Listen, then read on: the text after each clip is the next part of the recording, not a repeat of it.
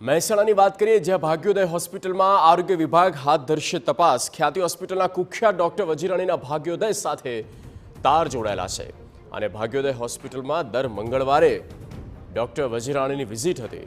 આરોગ્ય વિભાગ વજીરાણીએ કરેલી સારવાર અંગે પણ તપાસ કરશે। ત્યારે ભાગ્યોદય હોસ્પિટલમાં છેલ્લા 2 વર્ષમાં પીએમજેવા અંતર્ગત 1292 કેસમાં સારવાર થઈ છે। પીએમજેવા અંતર્ગત થયેલી સારવાર માટે હોસ્પિટલ દ્વારા 6 કરોડ 16 લાખનો ક્લેમ કરાયો। કુલ 743 એન્જિયોગ્રાફી 519 એન્જિયોપ્લાસ્ટી થઈ હોવાનું સામે આવ્યું। ડોક્ટર વજીરાણીએ કેટલી એન્જિયોપ્લાસ્ટી કરી તે અંગે તપાસ થશે। તો ખ્યાતિ હોસ્પિટલમાં થયેલા કાંડમાં હવે નામ સામે આવ્યા પછી ભાગ્યોદય હોસ્પિટલની કોર કમિટીમાંથી ડોક્ટર વજીરાણીનું નામ દૂર કરાયું।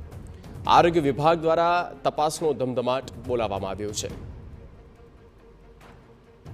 સંવાદદાતા મનીષ મિસ્ત્રી ફોન લાઈન પર છે। મનીષ, ડોક્ટર વજીરાણી અને તેની ધરપકડ થઈ છે, પણ તેના તાર હવે મહેસાણા સુધી લંબાયા છે, કારણ કે ભાગ્યોદય હોસ્પિટલમાં તેઓ આવતા હતા અને તેઓ ડોક્ટરી ત્યાં કરતા હતા। કેટલી એન્જિયોપ્લાસ્ટી થઈ, એન્જિયોગ્રાફી થઈ, શું વિગત?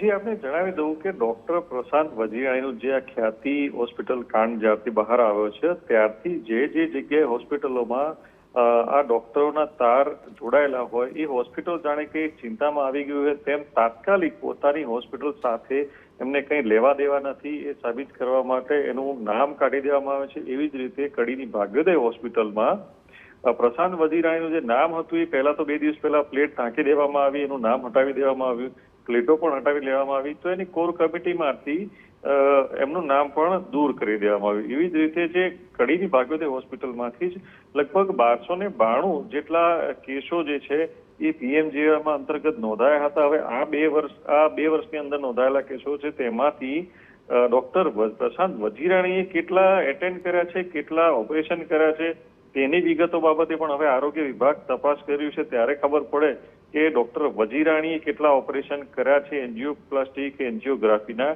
એની વિગતો ત્યારે માલુમ પડશે। હાલમાં આજે પ્રમાણે માહિતી આવી છે મુજબ 2 વર્ષમાં અંદાજિત 1292 જેટલા કેસોનો ક્લેમ કરાયો છે, જેની અંદર લગભગ 6 કરોડ 16 લાખ જેટલાનો ક્લેમ પણ હોસ્પિટલ દ્વારા કરવામાં આવ્યો છે।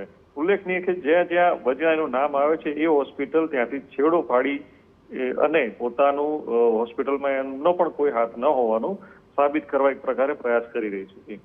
ઓકે,